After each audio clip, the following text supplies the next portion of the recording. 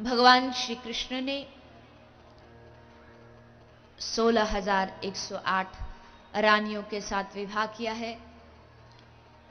तदुपरांत भगवान कृष्ण के पोते अनिरुद्ध का वर्णन आया है, जिन्होंने वाणासुर की कन्या देवी उषा के साथ विवाह किया है। अनिरुद्ध और मां उषा का सुंदर विवाह उत्सव होता है। आदि आदि कथाएं आई। तदुपरांत भगवान ने पौंड्रक का उद्धार किया, जो अपने आप को भगवान का अवतार बताता था, अपने आप को भगवान द्वारिकाधीश का रूप बताता है। भगवान ने उस मायावी का उद्धार किया है, उस पर कृपा की है। तदुपरांत मां रुक्मिणी जी और भगवान श्री कृष्ण का सुंदर संवाद आता है। भगवान श्री कृष्ण और मां रुक्मिणी जी आपस में बैठकर के वार्तालाप करते हैं। भगवान श्री कृष्ण ने कभी भी मां रुक्मिणी जी को क्रोध में नहीं देखा। जब देखा हमेशा मुस्कुराती रहती है, प्रसन्न रहती है, चेहरे पर कभी कोई दुख की झलक नहीं देखी। तो श्री ठाकुर जी ने सोचा कि चलो देखते हैं रुक्मिणी जी क्रोध में लगती कैसी है, जब गुस्सा करती हैं तो ये कैसी लगती है, जरा एक बार हम भी देखें। अब स्वभाव तो बचपन से ही श्री ठाकुर जी का नटखट है, तो आज रुक्मिणी जी की परीक्षा लेना चाहा। मां रुक्मिणी जी प्रभु के चरण दबा रही हैं। भगवान श्री कृष्ण अचानक बोल उठे, अरे रुक्मिणी, मेरे मन में कितने दिनों से एक भाव जाग रहा है, कितने दिनों से एक बात मन में आ रही है। और रुक्मिणी जी कहती, प्रभु क्या बात है, कहिए। भगवान कहते, रुक्मिणी एक बात बताओ, तुम इतनी सुंदर राजकुमारी हो, विदर्भ के राजा भीष्मक की कन्या हो, रुक्मी जैसा महायोद्धा तुम्हारा भाई है, तुम्हें दुनिया में कितने वर प्राप्त हो सकते थे, और शिशुपाल स्वयं तुम्हारे साथ विवाह करने के लिए आया था, फिर भी तुमने उन सब को छोड़ करके मुझ जैसे से क्यों विवाह किया। और रुक्मिणी जी एकदम शांत, अभी भी कोई क्रोध नहीं है। ठाकुर जी बोले, अरे अगर तुम कहो कि तुम बहुत सुंदर हो, तो सुंदर तो हम हैं नहीं, काले कलूटे से हैं। हमारी मैया तो बचपन में ये और कहती थी, पतो ना या कारे तो कौन ब्याह करेगो, ब्याह होएगो भी के ना होगो।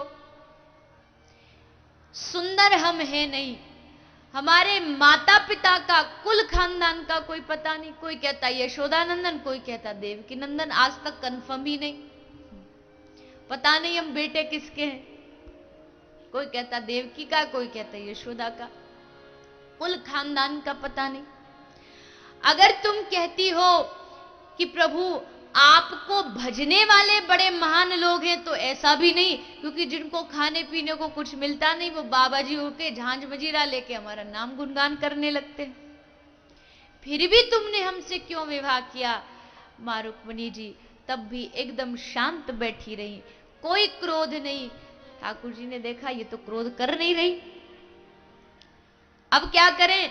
तो भगवान ने कहा कि रुक्मिणी अभी भी देरी नहीं हुई है, अभी भी चाहती हो तो शिशुपाल बेचारा तैयार बैठा है।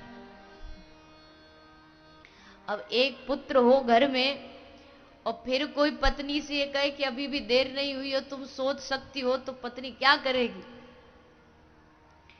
मां रुक्मिणी जी अभी भी क्रोधित नहीं हुई, बस वही मूर्छित होकर के गिर पड़ी।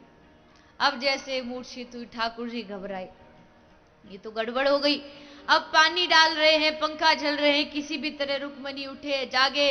अरे रुक्मिणी, हम तो मजाक कर रहे थे, तुम तो बात को दिल पर ले गई। मां रुक्मिणी जी की आंखें खुली। मां रुक्मिणी जी ने हंसते हुए कहा कि हे प्रभु, वैसे आपने बात तो कुछ गलत नहीं कही, सारी बातें सही कही। कैसे?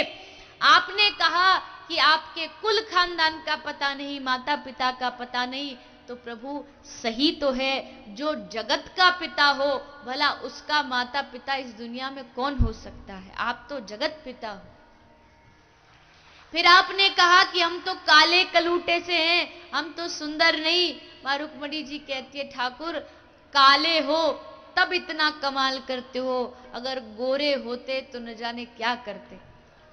काले हो तब इतने लोग घायल हैं कि जहां देखो जिधर देखो इश्क के बीमार बैठे हैं, हजारों मर गए और लाखों तैयार बैठे हैं।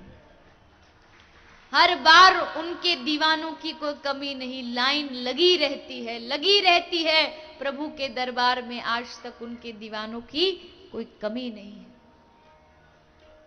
चांद भी जिसको देख करके शर्मा जाए।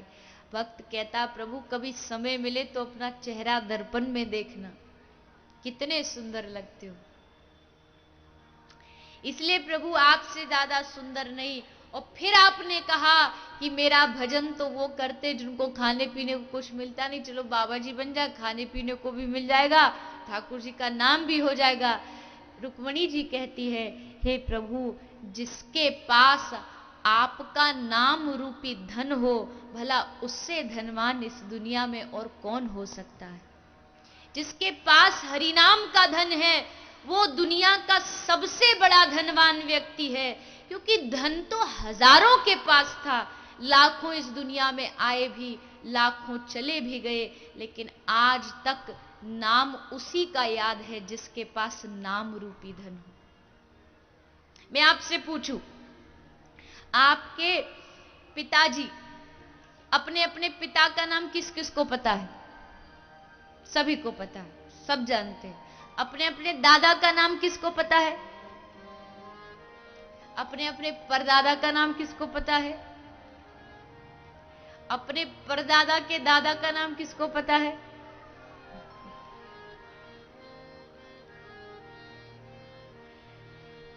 ज्यादा से ज्यादा 4-5 पीढ़ी आप याद रख सकते हो, लेकिन यहां कितने लोग हैं जो मीरा का नाम जानते हैं?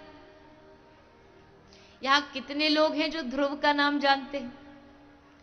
यहां कितने लोग हैं जो प्रहलाद का नाम जानते हैं? हर व्यक्ति जानता है। ध्रुव आज नहीं, सतयुग में, पहली चतुर्युगी के सतयुग में ध्रुव का प्रागट्य हुआ। आज 28वीं चतुर्युगी चल रही है, 28वीं चतुर्युगी का कलयुग चल रहा है। आज भी हम सब बैठ करके ध्रुव की कथा को श्रवण करते हैं। क्यों? क्योंकि उनके पास हरिनाम का धन था, उनके पास नाम रूपी धन था। जितने भक्त हैं, तुलसी, सूर, कर्माबाई, सब जितने महापुरुष हुए, ज्ञानदेव, नामदेव, तुकाराम, इन सब भक्तों के पास हरिनाम का धन था।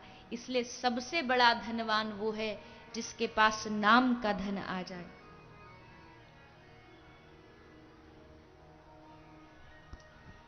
इसलिए हे प्रभु,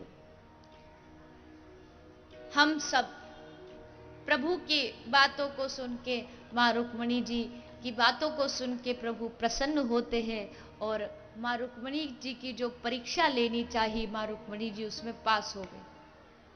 अब श्री सुखदेव गोस्वामी राजा परीक्षित को आगे एक ऐसे ही भक्त की कथा सुनाते हैं जो था तो बहुत गरीब, लेकिन वो इस दुनिया का सबसे धनी व्यक्ति है, क्योंकि उसके पास हरिनाम का धन है। कौन?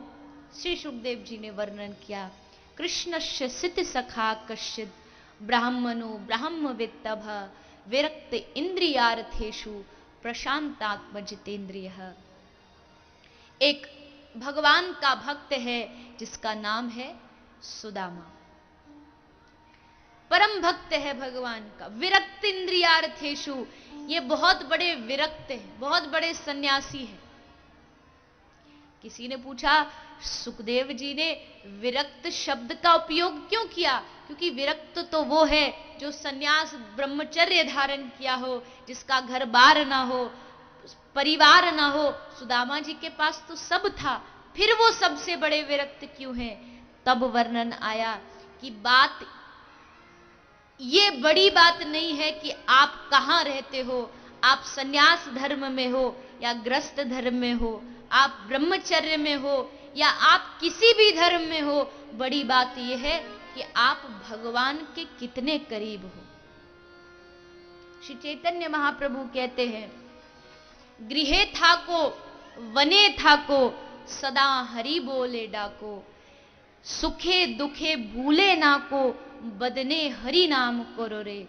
चाहे घर में रहो, चाहे संसार में रहो, हमेशा हरे कृष्ण कृष्ण कृष्ण हरे हरे, हरे राम राम राम हरे हरे जप करते रहो।